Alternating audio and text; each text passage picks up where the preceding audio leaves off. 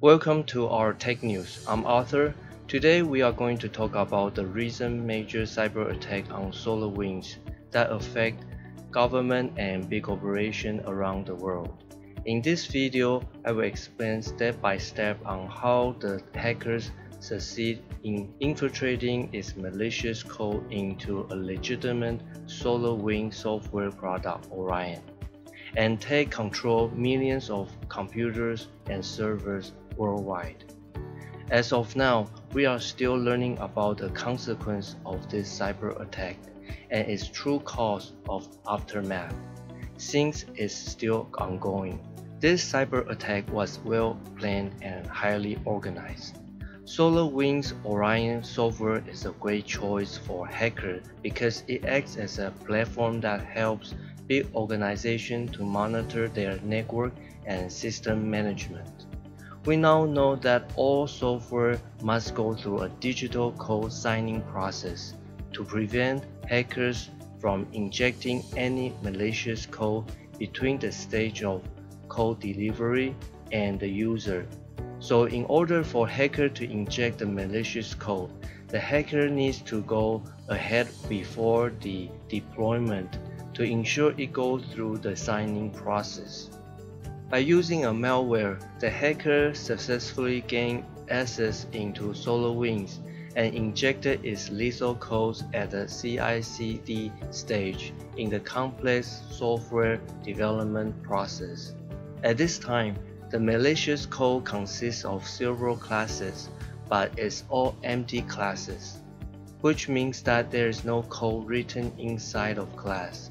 It's like having the head without a body. Or you can look at it as a blank contract with a signature and additional terms of contract are adding at a later time. For now, with the empty code, the cyber security expert called this stage as SolarStorm, and it occurred on October 26, 2019, where the modification of code was identified when they traced back. During this year, 2020, between March and June, there was a Windows installer patch file for SolarWinds Orion, and this is the period when the malicious program completes its codes. Since the patch contains the codes to fill the empty classes that we mentioned earlier, so in this 4 months of period, the security experts call this is a weaponizing period, and also called a complete malicious piece of software, SunBurst. According to SolarWinds, the SunBurst malicious version software could affect 18,000 customers from 33,000 Orion customers. So once the SunBurst enters into a system, the first mission is to be stealth, and it goes to a sleep mode for 12 to 14 days. Once it is awakened, it will try to scan and search any unwanted processors to see if there are a virus scanner or a monitoring tool that will uncover its presence. If everything looks great, it will begin its reconnaissance mission and determine whether the residing computer is a target. At this point, the malicious program does not know where it is located, but if it found out that it's still in SolarWinds or other undesired target machines, or if it doesn't have internet, it will suspend all action and terminate itself. So the third mission is to establish a backdoor and establish communication with the hacker's command center. Finally, before going out into the internet, the next mission is to establish itself as the highest administrative privilege by forging access token using a victim's organization's own trusted certificates. Later, it upgrades itself on its Active Directory permission to further control other computers in the local networks.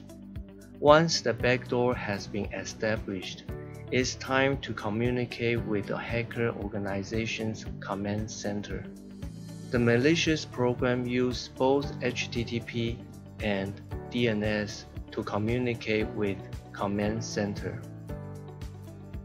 To avoid being tracked or look suspicious, they use encrypted HTTP package that contain both valid and garbage data to fully disguise the communication data.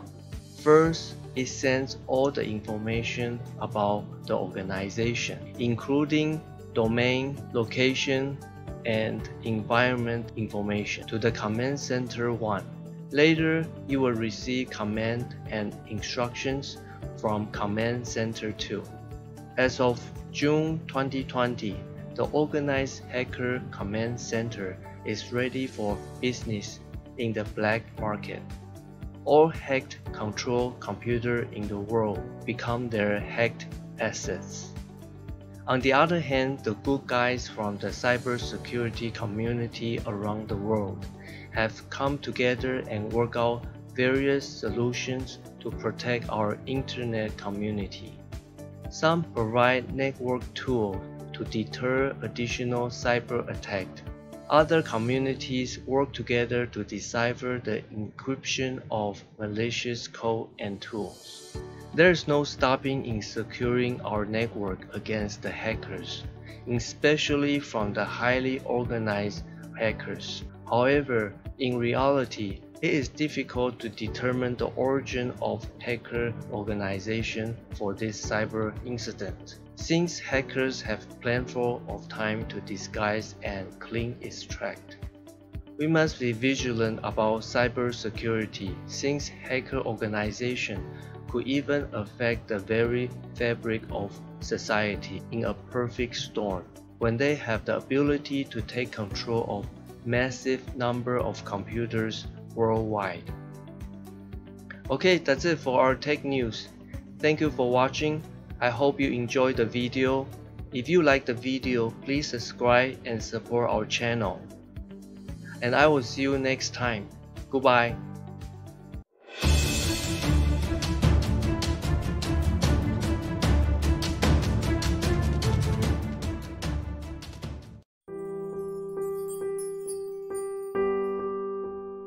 At Uniting Digital, we offer a platform for digital talents to share their expertise by becoming a contributor.